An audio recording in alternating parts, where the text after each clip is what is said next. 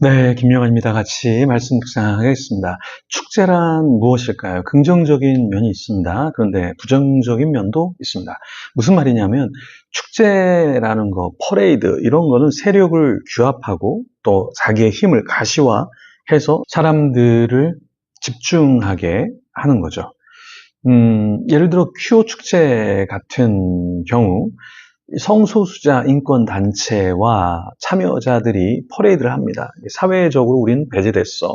우리는 사람들에게 참 혐오를 당하고 있어. 하지만 우리는 가시적으로 이렇게 건강하고 여러분과 함께하는 사람들입니다. 라고 하면서 세력을 규합할 수 있다라는 것입니다. 그러면서 자기들의 메시지를 전파하기 시작하는 거죠. 그래서 부스도 만들어서 이런저런 물건들을 사람들에게 팔기도 하고 혹은 무료로 나눠주기도 합니다. 법적인 어떤 제도적인 그런 틀에서 이제 우리가 오해받고 있다. 또 혐오를 당하면서 차별을 당하고 있다라는 어떠한 목소리를 내는 거죠. 그러면서 숨어있는 사람들을 끄집어내기도 하고 같이 연대해서 우리가 하나이기 때문에 이 길을 같이 가면서 힘있게 나아가자 이런 세력을 결집하는 그런 요소도 있습니다. 인류학적으로 축제라는 것은 어떤 것이냐면 단순히 노동을 멈추고 즐기는 것을 넘어서서 공동체가 일상의 규범에서 잠시 벗어나서 에너지를 충전하는 그런 요소가 있습니다. 그래서 구성원들이 모여서 기뻐하고 즐거워하고 또 슬퍼할 것은 함께 슬퍼하면서 공동체의 소속감을 갖게 하는 것이죠. 그러면서 하고 있는 일들을 더 열심히 또 하도록 독려하는 겁니다. 그럼 성경에서 축제란 어떠한 것이고 그 역할이 뭘까요?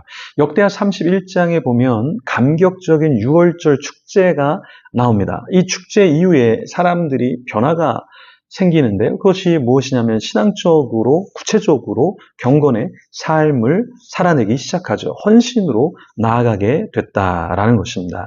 그러니까 은혜를 경험했던 사람들, 예배 축제에 있었던 사람들이 이제는 자발적으로 우상을 척결하고 하나님 앞에 나아가게 됐다라는 거예요. 그래서 이런 의미에서 축제는 굉장히 대단한 거죠.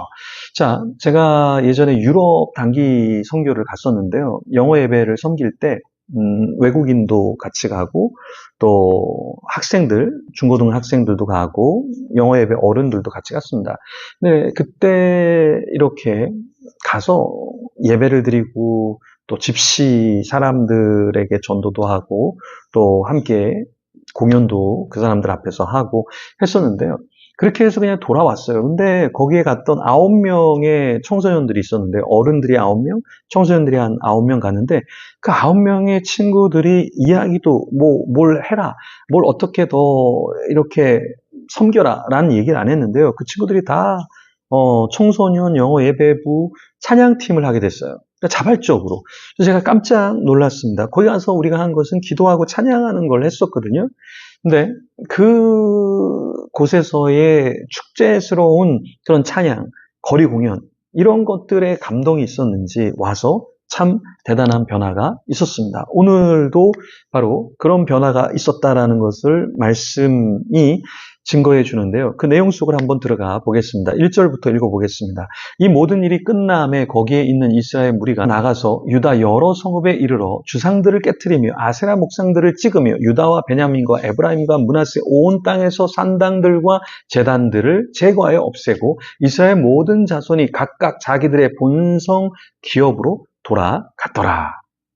히스기야가 제사장들과 레위 사람들의 반차를 정하고 그들의 직무를 맡기되 곧 제사장들과 레위 사람들에게 번제와 화목제를 드리며 여호와의 휘장문에서 섬기며 감사하며 찬송하게 하고.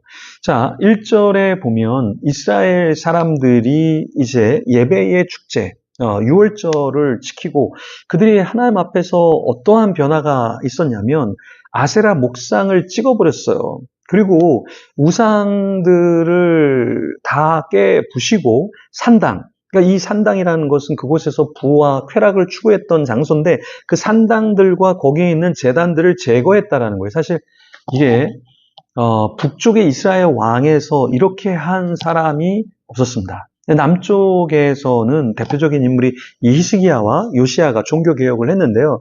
이 산당들과 그 제단들을 무너뜨린다는 것은 이거는 상당히 백성들로 하여금 원성을 살 수 있는 그런 일이었어요. 근데 과감하게 이 일이 일어났다는 것은 예배가 얼마나 대단했으면, 그 축제가 얼마나 감격적이었으면 이것을 왕이 너네 이렇게 해 라고 해서 강압적으로 된 것이 아니라 이 사람들이 스스로 그들이 이런 것들을 없애버렸다라는 것입니다. 그러면서 1절의 마지막에 뭐라고 얘기합니까? 자기들의 본성 기업으로 돌아갔더라. 자, 자기들의 본성 기업이라는 것은 뭐예요? 하나님께서 맡기신 일에 집중하게 됐다라는 것입니다. 여기서 끝나는 것이 아니라 히스기야는 리더십을 발휘해서 제사장들과 레위 사람들 그리고 거기에 함께 있던 사람들에게 자신들이 맡아야 될 직무를 다시 한번 기억나게 해주고 그것을 맡기면서 번제와 화목제를 하나님께 드리게 하고 여호와의 휘장 문에서 섬기며 감사하며 찬양하도록 했습니다. 네, 우리가 공동체로 섬길 때 때로 어떤 사람은 내가 뭘 섬겨야 될지 잘 몰라요. 그럴 때 우리는 어떻게 하냐면 형제님은 이것을 하면 좋습니다. 자매님은 이걸 하면 좋습니다. 집사님은, 권사님은 이걸 하면 좋겠습니다. 라고 얘기해 줄 필요도 있죠. 왜냐하면 저걸 내가 해야 되나? 내가 하면 오바하는 거 아니야? 내가 이렇게 섬기면 사람들이 나를 너무 주목하고 내 의를 드러내는 거 아니야? 이런 여러 가지 생각들이 참 많이 들죠. 그럴 때 앞에 선 사람이 또 리더십이 있는 사람들이 이렇게 섬겨주면 너무나 감사하겠습니다. 이야기해 준다면 참 굉장히 좋을 겁니다.